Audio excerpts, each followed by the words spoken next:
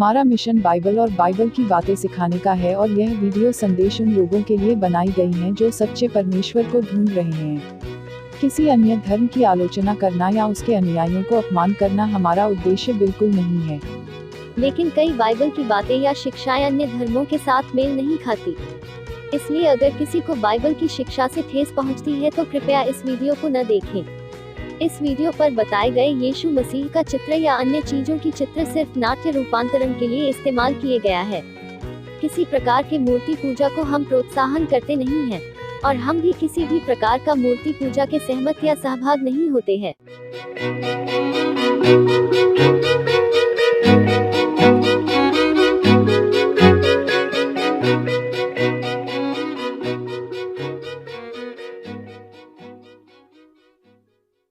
Praise the Lord, hallelujah. मेरे प्यारे भाइयों और बहनों, मेरा नाम राजगुरु नाडर है। मैं ग्लोरी टू ग्लोरी चर्च कुमरा गांव, और आज का विषय है डर। और एक चीज है, मेरा सरनेम नाडर है, ना डर, क्योंकि डरना मत। और मैं इसी के विषय के बारे में आपसे आज बातें करने वाला हूं। पूरा जगत में, हर देशों में बहुत सारे लोग आप और मेरे जैसे डर, अनिश्चितता और आतंक के साथ रह रहे हैं। पहले से कहीं अधिक इस भयभीत दुनिया को एक निडर ईश्वर की जरूरत है। सबसे बड़ी लड़ाई मानव जाति का सामना कोविड-19 का नहीं है, कोविड-19 वायरस का नहीं है, बल्कि इससे भी अधिक खतरनाक वह डर है जो कोविड-19 के बारे में भयानक डरावना कहानियां, वीडियो व्हाट्सएप पे चलते रहते हैं, सोशल मीडिया में चलते रहते हैं। इससे और डर निर्माण क्रिएट होता है। डर एक ऐसी स्थिति का प्रतिक्रिया है जो हम में है या कि भविष्य में हमको हो सकता है। डर हमारी भावनाओं और शरीर में एक प्रतिक्रिया पैदा करता है जहां हम चिंतित और बीमार हो जाते हैं। दूसरे शब्दों में, भय हमारे जीवन में कहर पैदा कर सकता है।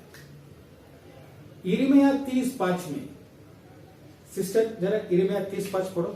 यहोवा यूं कहता है, थरथरा देने वाला शब्द सुनाई दे रहा है, शांति नहीं, भय ही का है। जब हम अचंभित होते हैं तब भी हमारे पास विकल्प होता है। हम प्रभु की ओर मुड़ सकते हैं और पवित्र आत्मा और बाइबल के अगुवाई के आधार पर अपनी प्रतिक्रिया का आकलन कर सकते हैं, या हम घबराहट और भय में प्रतिक्रिया कर सकते हैं। कोविड-19 के बारे में कौन सी विशिष्ट बातें आपको डराती है? संदूषण का डर, बीमारी का डर, अस्वीकृति का डर, नुकसान का डर, कुछ और का डर। प्रार्थना में उन्हें प्रभु के पास लाओ और उन्हें उनके चरणों में लेटाओ। बहाना मत करो कि सब कुछ ठीक है, बल्कि इन आशंकाओं को परमेश्वर के प्रकाश में लाए और उसे आपको आराम और ज्ञान देने की अनुमति दीजिए। तू हियाव बांध और दृढ़ हो, उनसे न डर और न भयभीत हो, क्योंकि तेरे संग चलने वाला तेरा परमेश्वर यहोवा है। वह तुझको न धोखा देगा और न छोड़ेगा। कभी कभी डर आपके जीवन में कूद सकता है, कभी कभी डर धीरे धीरे और चुपचाप हमारे जीवन में घुस सकता है। कोरोना वायरस के साथ भय पूरी दुनिया में तेजी से फैल गया। आप अकेले या चिंतित महसूस कर सकते हैं शायद, लेकिन अगर आप प्रभु यीशु जी के चेले हैं तो आप आसानी से आराम कर सकते हैं।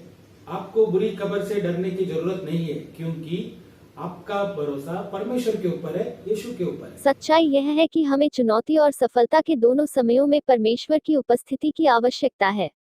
यह जानकर कि परमेश्वर हमारे साथ है, हम जीवन में प्रत्येक चुनौती का सामना निराशा में डूबने की बजाय सफलता की ओर चढ़ने के एक सीढ़ीनुमा पत्थर के रूप में कर सकते हैं।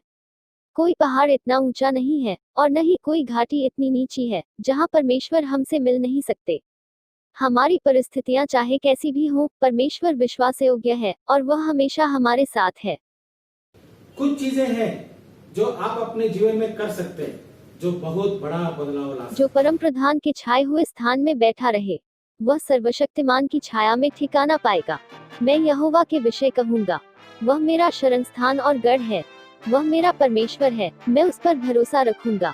वह तुझे बहेलिये के जाल से और महामारी से बचाएगा। वह तुझे अपने पंखों की आड़ में ले लेगा और तू उसके परों के नीचे शरण पाएगा। उसकी सच्चाई तेरे लिए ढाल और झिलम ठहरेगी। तू न रात के भय से डरेगा और न उस तीर से जो दिन को उड़ता है, न उस मरी से जो अंधेरे में फैलती है, और न उस महारोग से जो दिन दोपहरी में उजाड़ता है।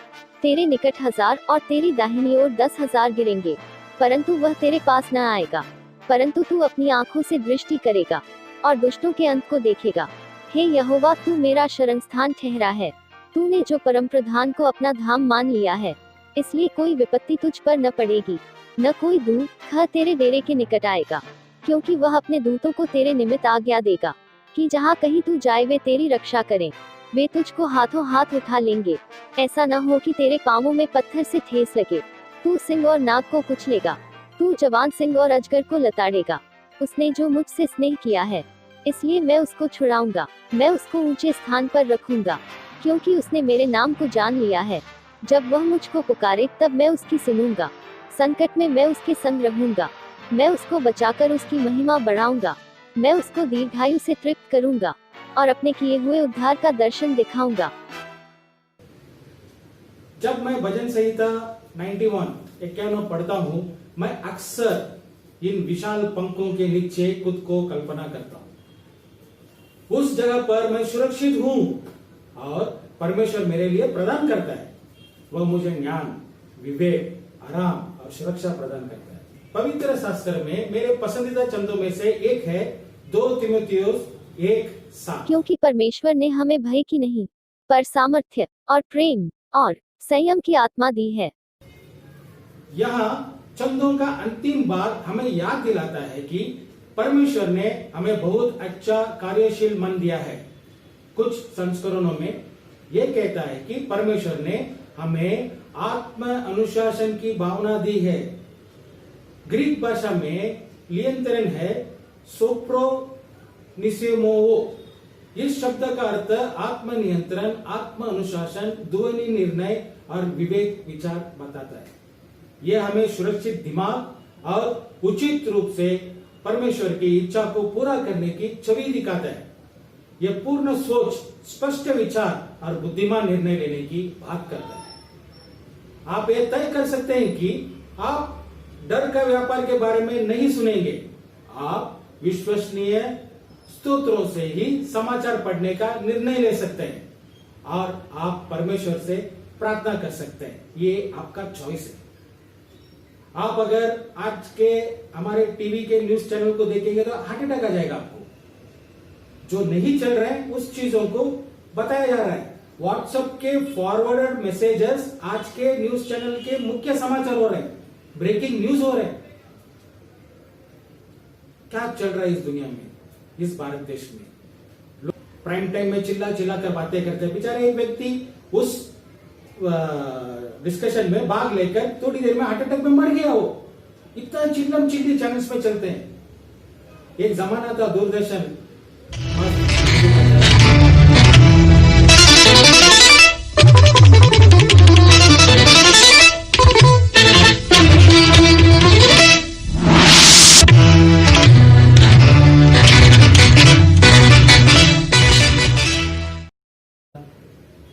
न्यूज रीडर आकर बैठती थी, शांति से न्यूज सुनाती थी। हम भी शांति से सुनते थे। अभी शांति नहीं है, ठोका जा रहा है, ठोका जा रहा है, ठोका जा रहा है।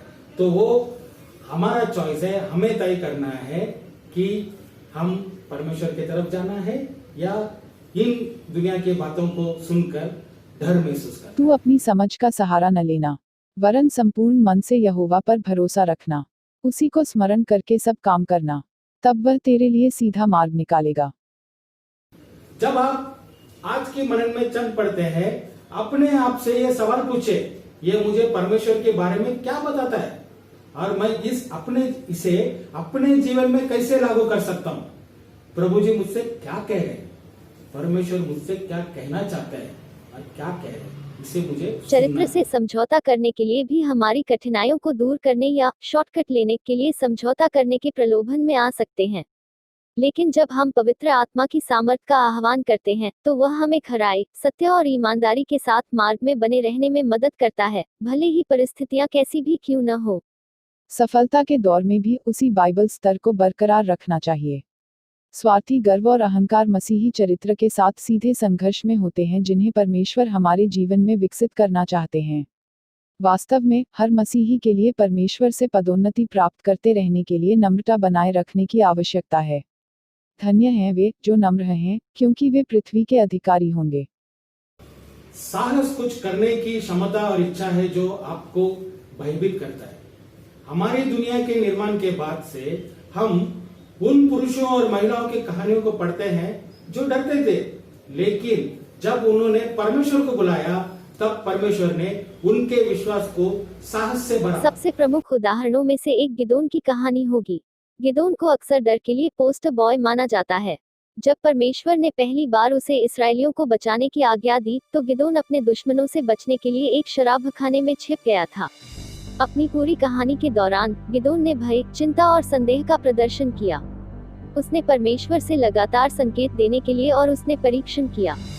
गिदोन डर गया था, लेकिन जब उसने आखिरकार परमेश्वर पर अपना भरोसा रखा और उसकी आज्ञा मानी तो इसराइलियों को 7 साल के जुल्म से आजाद किया गया।